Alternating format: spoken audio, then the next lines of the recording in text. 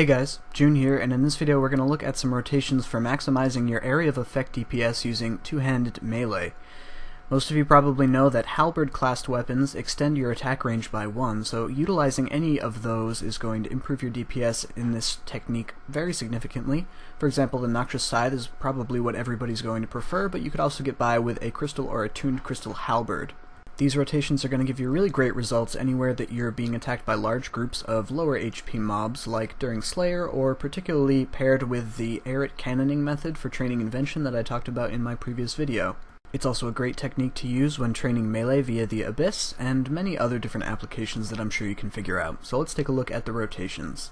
For the sake of making these rotations a little bit easier, I have classed all basics together, and conveniently enough this is actually just the optimal basic setup for two-handed melee in general.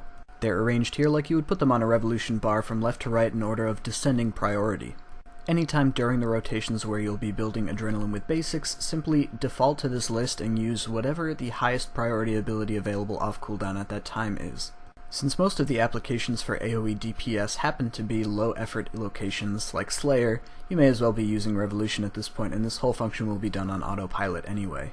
The only things you really should be considering doing manually here are canceling Fury prematurely, like I talked about in my Melee Basics DPS video, and directing your cleave in the direction where there seems to be a large collection of monsters at the time. Sometimes NPCs won't group uniformly around you, and since cleave is the AoE, you can hit more creatures and thus more damage if you plan which area you direct it to.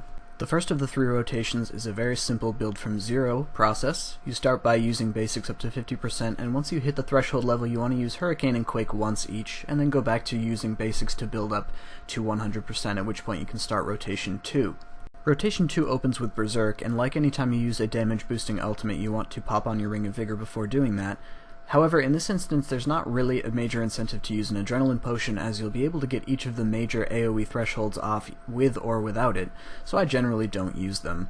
After you pop Berserk you want to use basics to get back up to 50% and get off Hurricane and Quake, then build back to 100% and you can start Rotation 3. Rotation 3 opens with Meteor Strike, which is a nice high damage AoE ultimate ability, but it also has a passive effect that causes critical hits to give additional adrenaline for 30 seconds after use. So this allows you to build back up to 50% even faster and get Hurricane and Quake off and use basics to build back to 100%, and from that point on you can start Rotation 2 again.